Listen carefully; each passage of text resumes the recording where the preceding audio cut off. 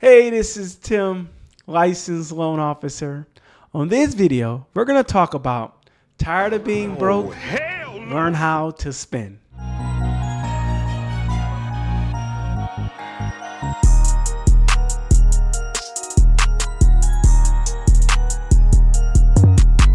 Thank you so much for watching and welcome to my channel. On this channel, we talk about first-time home buyers, buying investment properties, having excellent credit, leveling up, all types of things concerning budgeting and finances. If you like those type of topics, please consider subscribing to this channel. Now, in this video, we're going to talk about how to spend money, okay? Moolah, ching, ching, ching, ching. Yes. Because a lot of people are broke or not broke, or maybe struggling, or may not have the amount of money they want, or may not be living the lifestyle that they like. And in America, we live in a capitalist society. Money, you shouldn't love money, but you need money. You need money to pay your bills. You need money to work, play, and live. So I want to go over some best practices and just give you some knowledge of how you should spend your money, hopefully to give you more money, okay? All right, let's get into it. Okay, so I titled this video, Tired of Being Broke, Learn How to Spend Money, okay? Now, before I get into the actual bread and butter, I really think that it comes down to maybe A, B, or C. Now, of course, it could be more variables, but this is what I have seen of just being a licensed loan officer, being a financial coach. I have observed this. Number A is that either you don't make enough money for your basic necessities, okay? What that means is that you're not bringing in enough money to pay your rent or your mortgage or to buy your groceries or utilities, just the basic necessities. We're not talking about entertainment. We're not talking about vacations. We're just talking about the basic living. Some of your basic things you need is food, water, and shelter, okay? This basic necessity. If too much of your income is going towards just basic necessities, then you really aren't really living. All your money's going just for those basic things. And basically what that's telling me is that you don't make enough money, okay? Now, B here, number B, or your bills are too high. Now, some people make good money, make decent money for where they live, but they have a car note, they have student loans, they have this loan, just a bunch of bills. So you may make enough money to cover your basic necessities, but you just have a lot of bills. And this situation is that you're broke because you're just too much money going out. You got money coming in, but way too much is going out. And the last category here is C. It could be both. And both means that you don't make a lot of money and you have high bills. And the way this happens is that you're borrowing to supplement your income. Your income's not that high and you come up short and use a credit card, or you just don't make a lot to cover the living expenses. Maybe you live in New York. Nobody's situation is the same. Everyone's situation is different. But these are three things. Think about this. Do your budget and determine whether your bills are too high or you don't make enough. Because if you don't make enough, then you could maybe get a second job, increase your skill set. At least you know that you need to, make more money. Or you can do your budget and say, well, my bills are high, so I just have to stop borrowing and just pay down my bills. And as you pay down your bills, you have more money because now that bill is paid off. You don't have to pay it anymore, okay? So now that we went over some of the common reasons of why people maybe are broke or don't have enough money, let's get into what's recommended and how you spend your money, okay? Let's get into that here. Okay, so let's talk about best recommendations of how you should spend your money. Now, your biggest expense is normally housing. Okay, that's usually your biggest bill. either rent or a mortgage, so housing. So it's recommended that you spend about 30 to 33% of your income on housing.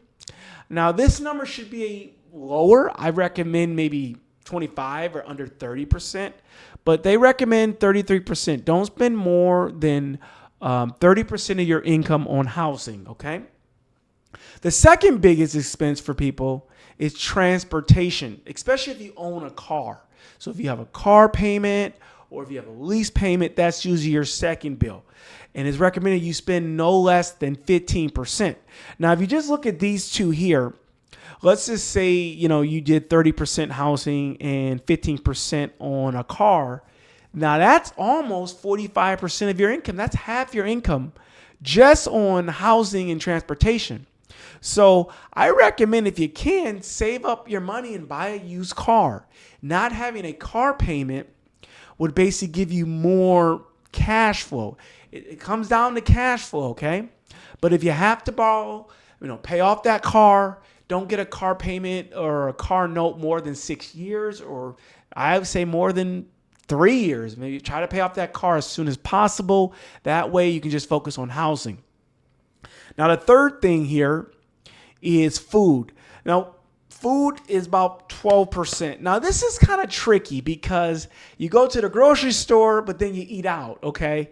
But generally speaking, try not to spend more than 10% of your income on food. And the way you do this is with a budget.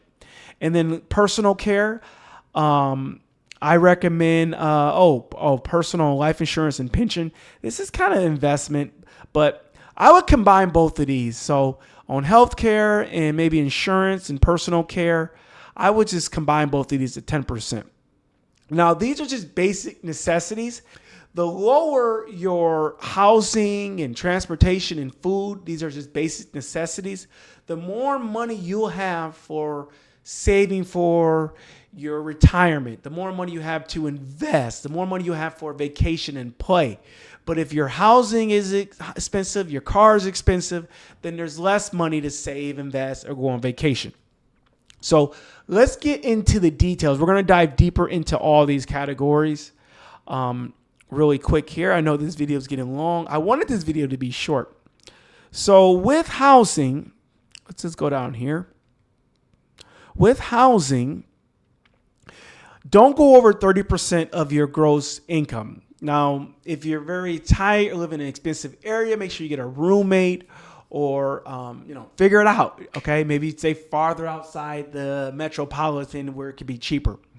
So just give you an example how you can do this math.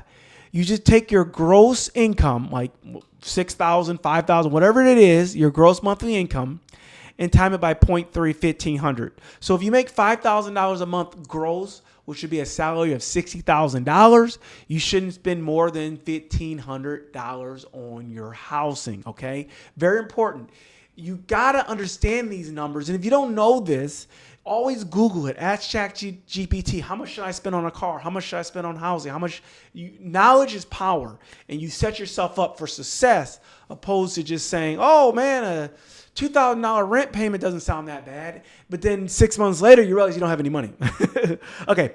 So in the USA, the average mortgage payment is around $2,200. Try to have a mortgage payment under $2,200. Okay. That's called value. Okay. And the average apartment in America is $1,700. Try to get an apartment under $1,700.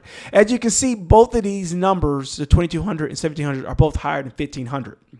Okay. And then they say that, more moderate media rent is around $2,100. So things are going up, but you got to protect your money. Money is scarcity. Okay. So let's get into transportation here. So with transportation, a good rule of thumb is don't spend more than 10% of your take-home pay on a car payment, okay? And it's the same math. You take your gross income right here and you time it by 0.10, and that's how much you should spend. And it's good to do this number before you go car shopping, before you talk to a dealership, anything like that. Have your numbers ready. And then the average lease payment in America is around $516. That's basically renting a car. A lease is just a longer lease. I don't recommend leasing cars unless it's cheap. I would say like $200 or $300. I don't think you can find that in today's market. But the average lease payment is $516. And you think about it, if you paid $516 for 2 years for a lease, you have to give the car back. What happened? You have to lease another car, and the cycle repeats itself. I like buying a car, paying it off, owning it, and just paying insurance. The average car payment in America, $735. Ouch. Okay. And then for a newer used car, like a new used car, if that makes sense, it's new to you, but it's used. Okay. $523. So instead of leasing a brand new car, you can buy a newly used car for $523 or a brand new car for $735. Try to beat these numbers. If you go to lease a car, try to get your lease payment under $516. If you buy a brand new car, try to get it under $735. Or a newly used car, $523. But try not to go over 10%. And then public transportation should be only 1% to 3% of your income. This is important. Know your numbers. Because a lot of people that are broke or don't have a lot of money, they're overspending either on housing or a car or entertainment. You have to pinpoint where your money's going so you can have a lot more money to do the things that you enjoy and love, okay? All right, what's next on my list today? What I got here? Food. Oh, I love food. Don't we love food? I love food. Okay. So the average meal at a mid-range restaurant in the United States is around $20 to $30 per person. Now, this does not include drinks and tips. Okay, so if you order a couple of drinks and tips or appetizer, you're more, okay? So eating out is very expensive. And we hadn't even got into the health factor. Eating out is usually not healthy. They put a bunch of salt, fat, sugar in there to make it taste good. However, prices can vary significantly depending on your location and the restaurant of your choice.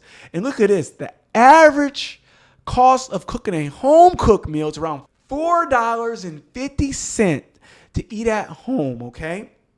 So as you can see here, if you eat at home, you know, the average meal eaten at home is $4.50. But if you go to a restaurant, you're going to spend at least $20. And that's not including the tip. So that's almost like 5 times more. So make sure that you don't eat out every single day because you're paying 4 to 5 times more money to eat out, to have that person drop you off a menu, ask you what you want to drink. And a lot of times the service is not even all that great, or the food. So if you're eating out too much, that could be the reason why you don't have any money, or the reason why you can be smart. And it's not that hard. I mean, we got YouTube.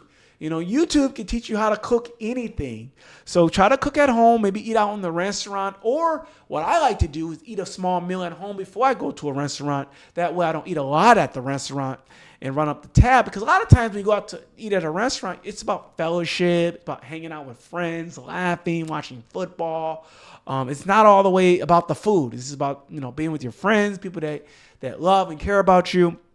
So, and I try to not eat a lot of restaurant food just because of the health factor, not because of the money factor, but to each their own. If you like eating out, maybe be smarter about your eating out.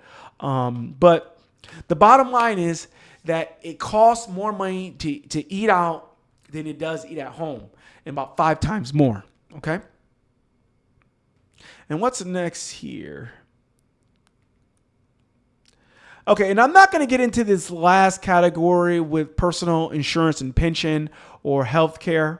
That could be another video. This video is getting a little bit long. Thank you so much for watching, and let me know if this video was helpful. Give me a thumb up, like, share, subscribe. Remember, we only make so much money, and we have to manage our money very well. We have to be good stewards. We have to be smart. We have to be knowledgeable. We need to know how much to spend on each category of our life, particularly housing, transportation, entertainment, food, how much we to save. It is challenging. You know, we get a paycheck and we have to balance that paycheck, okay? We can't spend it all in one area or too much in one area. But thank you so much for watching. Leave me a comment. I will read them. I will respond. And I'll see you again on the next video. Thanks.